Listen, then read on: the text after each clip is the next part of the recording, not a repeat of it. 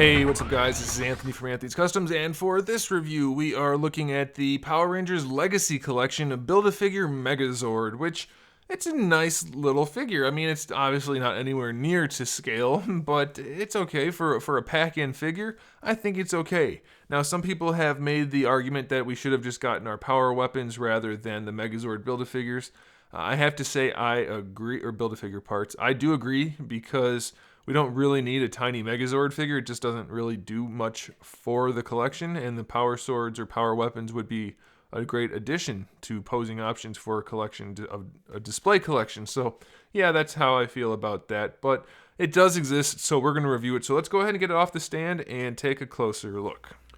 This guy stands just about 20.5 centimeters, which makes him just about 8 inches. So he's not particularly big in comparison to one of the Rangers, just in case you're curious. There's the White Ranger, and there's Megazord. So yeah, he does have some size over him, obviously, but not a whole bunch. As far as the overall aesthetic of the thing goes, it's not bad. We have a lot of molded parts, which do make it look pretty nice. So I appreciate that. We have this very nice molded silver for the main limbs, and then we also see some up here, though that might be painted. I think it is. It doesn't look bad. It looks okay. We do have the appropriately colored, the blue, the yellow, the black, and the red. What is painted is pretty good. You have some nice detail work throughout the chest. You see these logos over here are nice. Some nice work on the legs. There's not a ton, but it is there. And then the face. It's painted pretty nicely. Not really too much to complain about in terms of like the white. It's very clean. The yellow is not bad. And then the eyes and mouth area, not too bad. On the back, we get almost nothing. Even up here, we don't have any of the details. It has all the right sculpt. I mean, for a tiny little figure with not much detail, but no real paint.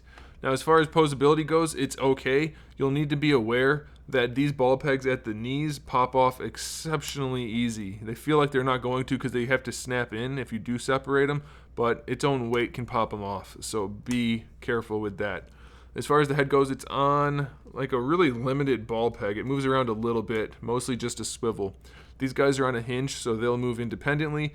The arms are on a big ball peg, so they have some range. Obviously, you can bring them all the way forward.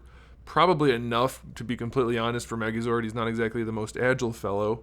We have a single hinge for the elbow, and then we have a ball peg for the hands. Now, the hands are in a gripping pose, though they don't have anything to grip. For the waist, we don't have anything. I thought we would get a waist twist out of it, but mine does not want to move, so no waist articulation at all. For the hips, we just have a ball peg. They don't move very far.